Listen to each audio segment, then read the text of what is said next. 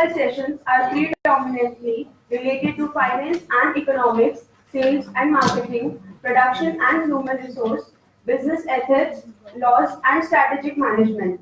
The conference promotes collaborative excellence between the academicians, corporate professionals, industrialists, and entrepreneurs from all over India to fill the gap of understanding between the theory and practices.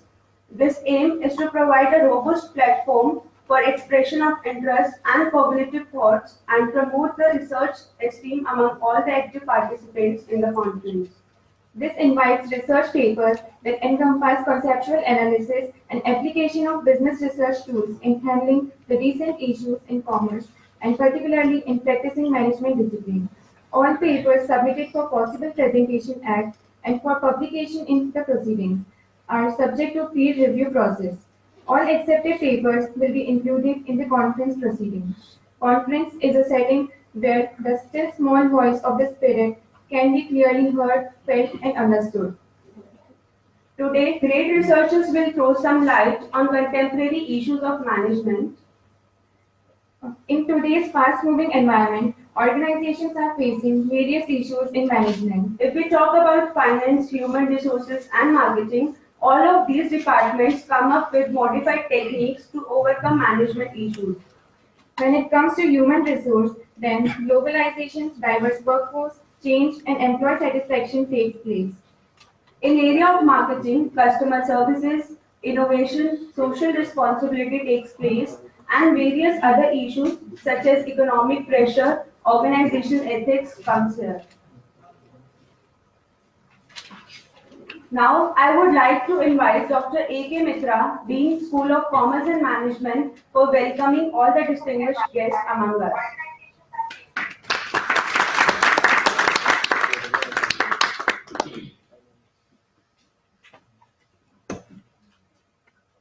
Good morning, all of you present here. I, on behalf of RNB Global University, especially thanks and welcoming our chief guest, Honorable Professor Dr. P Sharma, sir, Vice Chancellor, MLSU. I'm really thankful that he accepted our invitation and present here to grace the occasion of first annual national conference. And I welcome our guest of honor, Professor Dr. P.K. Sharma, sir, and Professor Amandeep Singh ji from Chitkara University, Punjab, and our friends, colleagues, and my dear students. So our first national conference, this is a jinx to break first time in the university, as because we are very small university in the neonatal stage, because this is the 4th year running here. So national conference really is a challenge for all of us. And that's why I really thank to my team who are dedicated and toiling their times with so many challenges and accepted that challenge to perform, to organize this conference for RNB Global University. Our challenges are many.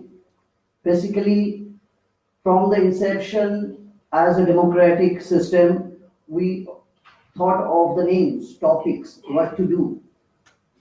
I miss my one colleague who left us for going to abroad. So Dr. Sandeep Solanki, he basically suggested this name, like others who had given other names also. But I accepted this name because in the initial phase, the challenge is if we give a very small orientation of any topic, then it would be very difficult for us to get the papers. So that's why I made it as open as possible so that anyone and everyone can participate. As because we are the outskirts in the domain area of ours in Bikaner, and it's a distant area.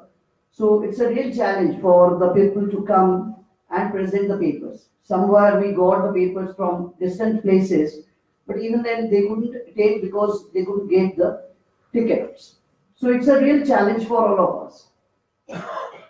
Now, my think is that we are trying to break that position.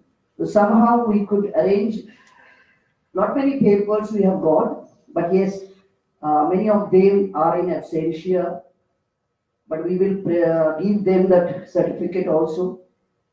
Our vision was that in future we may go for the international conference, but before that we have to prepare ourselves. So it's a learning process.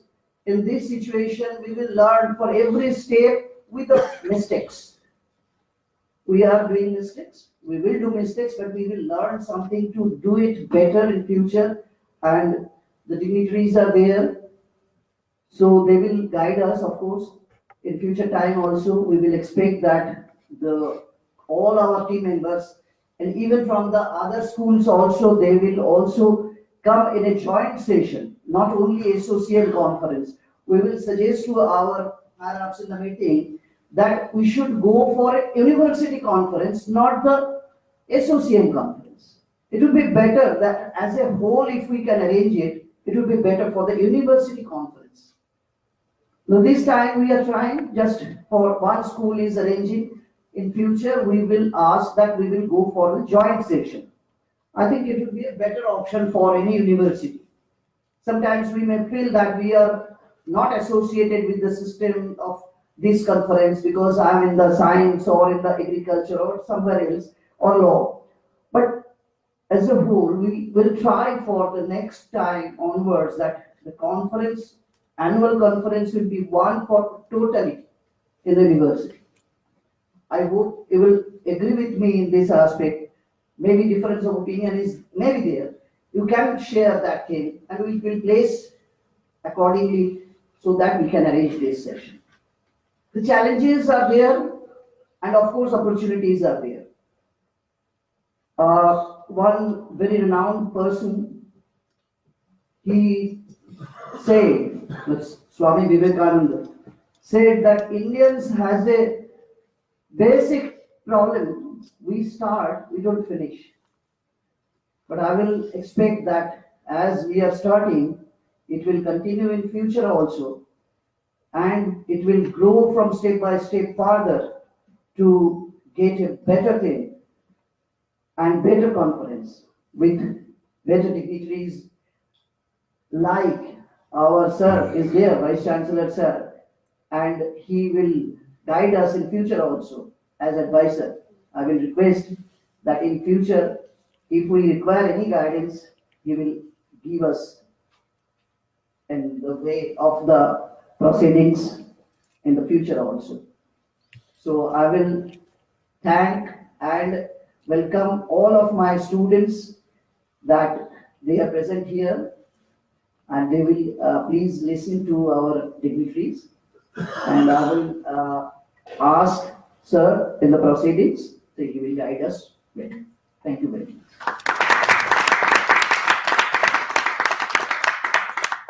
Thank you, sir. Now, I would like to introduce Professor J.P. Sharma, a renowned personality in the field of academics, having a passion to make a difference to the lives of students and learners. Through involvement as a policy and opinion leader, as well as actually implementing development initiatives, has made him a known higher educational professional. He has done PhD, MPhil, MCom, and BA Honours Economics. Currently, Professor J.P. Sharma is Vice Chancellor of Mohana Sahariya University, Udaipur. He has published more than 25 articles and 5 books and is having 30 years of teaching experience. He has been awarded Bharat Ratna Dr. Abdul Kalam Gold Medal by GEPRA, Tiruvannamalai, and also as Fellow Indian Commerce Association. I would like to call Professor J.P. Sharma upon the stage for inaugural address of the conference.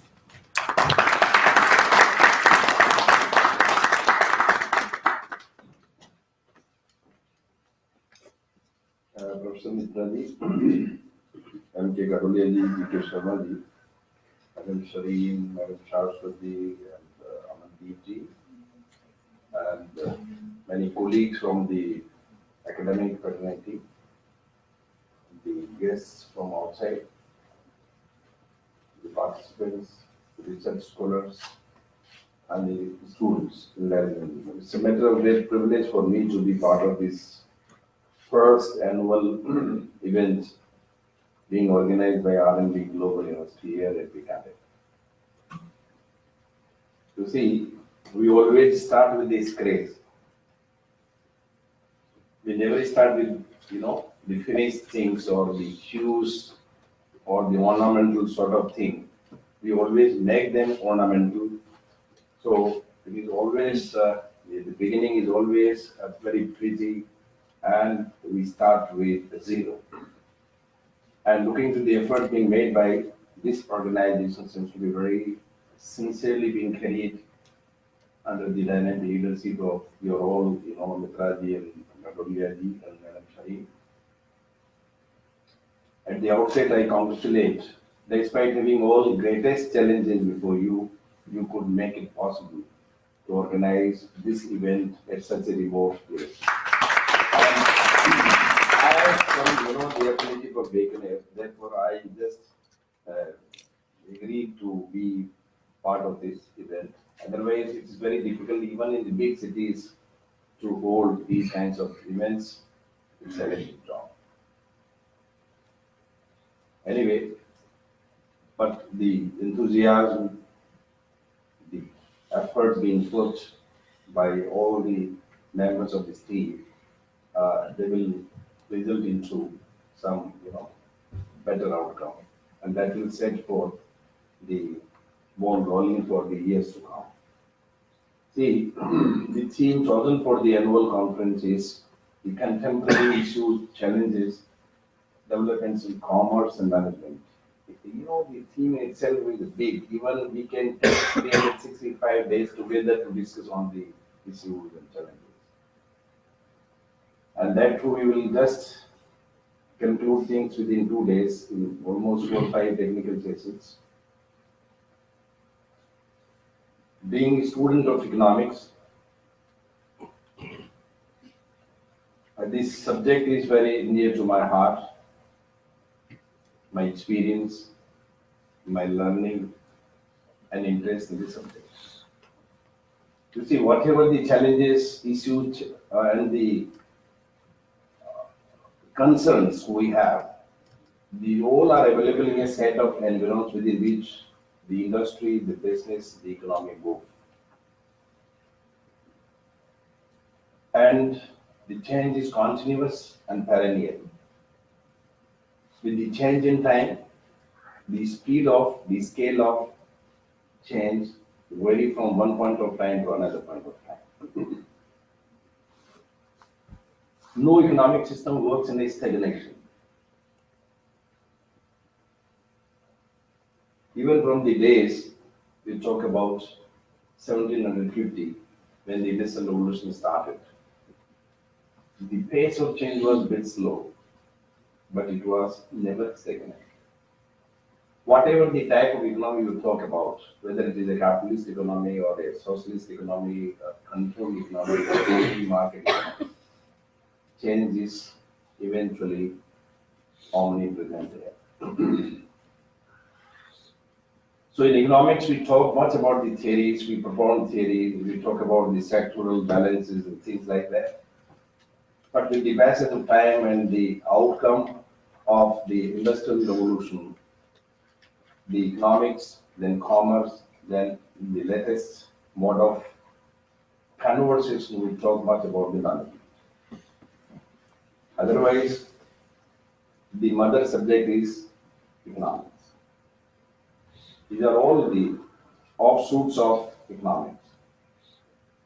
There was a time when people talked about e-commerce, and now people feel a bit, reluctant to talking about commerce, or they feel rather hesitant to talk about commerce as a discipline. Everyone will talk about the management. So we start with this. Theoretically speaking, there are two basic components, the demand and supply. See, change takes place from demand, and demand is based on the size of population. So population has never been stagnant across the world. So population keep on changing, their choices, their demand, their preferences, their options, their opinions, their beliefs, they keep on changing. Therefore, in the reaction of that, the supply side also respond to that. When there is an increase in population, that means the demand will increase. If demand is increased, people are in search of making huge profits. They will just generalize their whole efforts towards enhancement of supply in that particular direction. And you see, the commodity basket has been changing very fast. Every family has its own commodity basket. Means the kind of products, the commodities we use.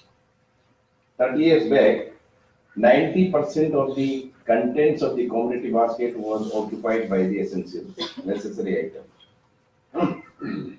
Now, the 90% has been replaced by just 10 to 15%. And 80-85% contents are being filled in the commodity basket that represents the comforts and the luxury items. So with the change in the commodity basket, see, the whole market structure has been changed. The stuff which is available in the market, they will suit to our commodity basket. So it seems to be very simple, but all the challenges, all the issues, and all the concerns of the commerce and management, they are in the commodity basket. This is the fundamental thing. Because if commodity basket does not change, that means the economy is stagnant, and which is never possible. Now, how to make the demand component and the supply component effective? Effective means how to make them responsive. So these are being regulated through the policies. So the first and foremost component which I consider in the contemporary issue is the economic policy. The economic policies, with the advent of state intervention in the economy, the state intervention is always made through the economic policies. Even if there is a free market economy, the capitalist economy, they have certain state policies and directives which intervene and which just set the economy towards the desired goals, how to take out the economy, how to carry out the economic activity in the system. And so far as the controlled economic system, everything is being decided by the policies. And neither there is a full and free market economy in the world today, nor there is a 100% controlled economy in the current scene. All the economies, with the difference of degrees, they are all mixed type of economy, where the state role is very important through the policies. I will just remain confined to the Indian economy. What are the major changes in the economic policies? See, first and foremost, economic policy was brought about in 1948 with the name of Industrial Policy Revolution, IPR 1948. Then in 1952, the planned economic system started. Then subsequently 1956, then 1973, then 1993, different industrial policies and annual plans and the 5-year plans and number of policy measures were initiated by the government to have an impact in the economy. That has been in your opinion, and need not to elaborate very much. But currently, so far as the economic policy is concerned, the current scene in the economy is much has been talked about the startup. All policies failed to generate employment. So government thought, because now these policies have been framed through the intervention of the business practitioners. And their comment was, their approach was that government is not to create the job in a straightforward manner. Everyone actually. Employment means government job. And rest of the people are being considered unemployed. So this perception has to be changed. So new concept was fine. Let us have startups. Any idea? Much has been focused on the idea-based economy. And the central government and the state governments have been organizing different camps, different programs to promote the young entrepreneurs. And some of them have been picked up. Government has been very liberal in granting funds, loans, advances, and the technical support to them. Then another skill India. Much has been talked about scale up, skill up. We had a theoretical academic growth of the nation, but skill was lacking. Soft skills and other skills. The student getting MA degree in English literature cannot write an application. Any student who is PhD student coming here, he gets fumble, starts sweating. He cannot deliver the things. If this is the kind of state of affair of the educated people in the country, how can we expect them to compete at the global level? So the whole scene has been changed.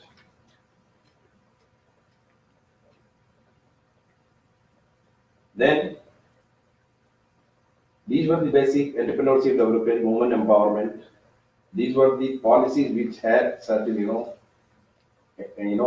intervention in the whole system. Now, the policies which have been brought about by the government, I'm talking about the economic perspective of these. The production function has been changed. The L and K coefficient has been changed. Labor and capital. We now talk about the cost efficiency. There is no need of creating the infrastructure. We have started outsourcing these activities. Government has also been doing. 3 lakh jobs are vacant in the government sector. I am talking about only central government.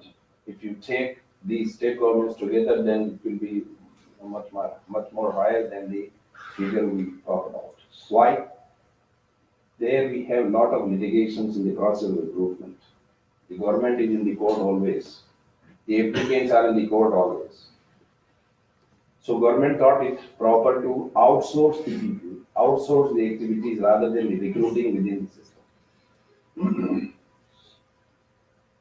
And government strategically shifted the activities to the private sector. This is outcome of this RNBGU is the outcome of that. But there has not been any perceptive change in the mindset of people. They talk about only the government certification. Had this been the government state university, there would have been no space to sit here in this conference room. You will have to change the perception. That takes very long. Then, in the banking sector, the most challenging area is the banking and the finance sector. And with the advent of Nasimam first committee, then second committee, then subsequent committees constituted by the government, and they gave number of suggestions to bring about changes in the economy through the banking sector, which is still going on. On-tape systems. On-tape means the bank should be started. There has been a very long process in plotting a banking institution. The government made it easier. And 10, 12 banks were plotted within a lapse of few months only. And they could take huge banking sector. Because Nasimam too suggested that why don't we have universal banking system? The Nasimam 2 committee suggested that we should not work with the small banks. The largest bank of India, that is SBI, stood at 90th place in the world.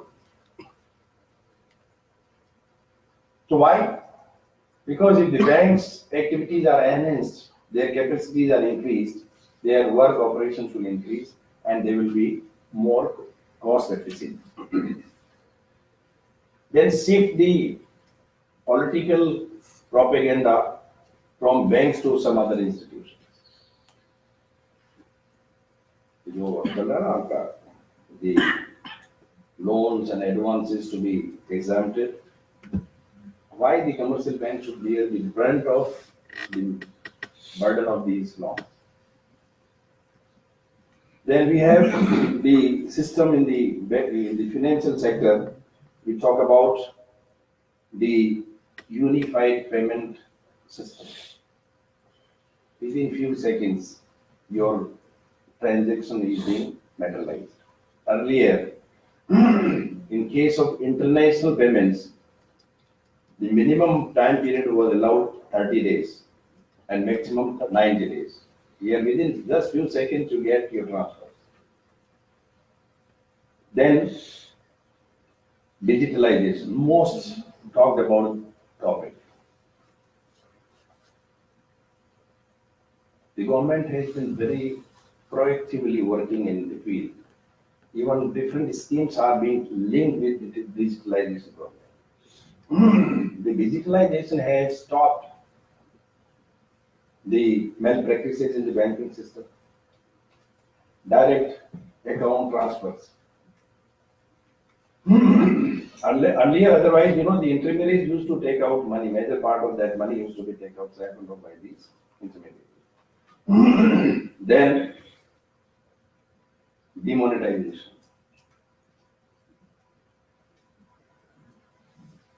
There may be some political motives in that, but there has been very meritorious economic motives. The parallel economy was slashed to a greater size. People had to resort to dump the currency notes which were unlawfully, illegitimately created by them. And that huge size of economy created a lot of challenges before the economy. There may be certain, initial hiccups. Just on the day when it was declared, I think it was 18th November 2017. 8th November. 8, there was the first news break in the TV that 8th November 2016, whatever it is. So, the people were they were stunned. And everyone started taking out the 1,000 currency notes and 500 currency notes, and especially the women in the family. They used to have a great setback. But you see, with the passage of time, things were normalized. And now people have accepted that you don't talk about the number 2 and number 3 system. Let there be transparency, and whatever it is, let it be through the system 1. What happened? Huge money which was done was put in circulation. Once the money is with the banks will put that money into circulation. The credit has already created, because credit is created with the money the banks have. This is a challenge. Challenge of demonetization, challenge of managing the liquidity in the market. You see, in the economic, psychology plays a significant role. If there was some, disturbance, then what will happen tomorrow, what will happen after a month, what will happen after a year. The economy has shattered. But whatever the perception public had, they were not true. And normally the perceptions are never been true as we think. Because there are different, the elements having influence on the working of the economy. Then we have RBI guidelines. Every 6 months, every 3 months, every month, rather every week we have different, policy measure from the RBI. Whenever there is a disturbance, the RBI will bring about different policy interventions. On-tap licensing, creating banking institutions is an easy job now. On-tap license, online you just apply and just complete your. Otherwise, earlier years used to be taken. That too will have to pull up the political pressure to get the license. So this is when, many institutions have come up. Then microfinancing, the term used to be very new in the recent years, and that has brought about significant change in the life of small entrepreneurs. Then this is all about the economic system. Then we have, we'll be discussing marketing itself is a full-fledged technical session. So marketing, the formats have been changed. We forget the days when we used to have the shop, grocery shop and all. Now we have marketing without markets. You are selling, buying in the sky. The people who are selling, they are not the manufacturers. The manufacturers are different. The sellers are different. Their risk is minimized. Walmart's selling the highest component of the products that runs to the tune of 10,000 plus items. Even a single item is not being manufactured by Walmart. And the logo they have is we charge the lowest price in the world. I visited 2-3 Walmart outlets, expanded in 5 square kilometers. You can find a needle to vehicle. Needle to vehicle means all the items which you can think of. All the items are displayed there and they are selling. When I asked some of them, okay, how can you manage this lowest price? You claim that we charge the lowest price. Yes, we bargain from the manufacturer. Our major manufacturers are in China. So 30% less with 120 days credit, we sell the products merchandise.